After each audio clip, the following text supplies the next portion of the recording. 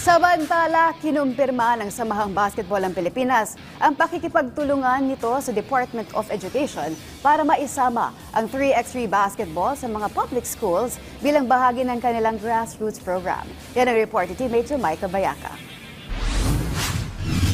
Patuloy na naghahanap ng paraan ang Samahang Basketball ng Pilipinas para mas lumawak ang presensya ng 3x3 basketball sa bansa sa kabila ng pagdomina ng traditional na 5-on-5 matches. Sa panayam ng PTV Sports Network, inihayag ni SBP Executive Director Erica D na target nila ang mas malakas na grassroots program para sa mga half-court game. Kasama na dito ang paglalagay ng 3x3 basketball sa physical education subjects ng mga public elementary at high schools na inaasahang maipapatupad sa lalong madaling panahon. We are already interjecting the game of 3x3 into our grassroots programs, and we're actually in the middle of talks, magsasign tayo ng Memorandum of Agreement with the Department of Education to start introducing 3x3 sa ating grade school PE classes. Na-draft na natin yung MOA, nire-review na lang, tapos for signature na yon. Yes, elementary school sa mga public schools natin, tapos sana hanggang high school, maging mainstay na rin sana siya sa palaro. Ini-introduce na rin siya sa palaro right now.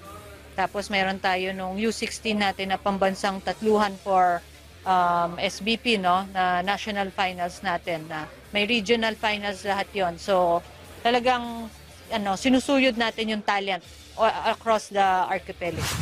Bukod pa dito, naniniwala din si D na malaki ang magagawa ng mga local tournaments at ng performance ng national team para hikayatin ang mga kabataan sa half-court format.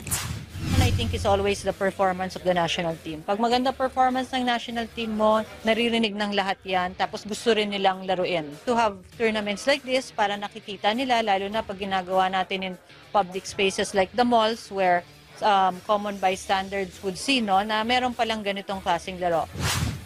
Gayunman, aminado ang opisyal na hindi madali ang laban, lalo't maraming kabataan ang mas sanay pa rin sa tradisyonal na limahan. Pero kumpiyansa ang SBP na kayang magningning ng mga Pinoy sa international stage, kabilang na ang Olympics sa pamamagitan ng 3x3.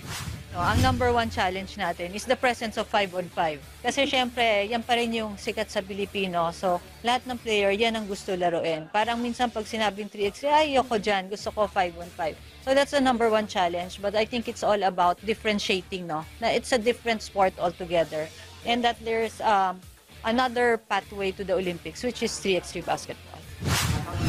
Jamaica Bayaka, para sa atletang Pilipino, para sa bagong Pilipinas.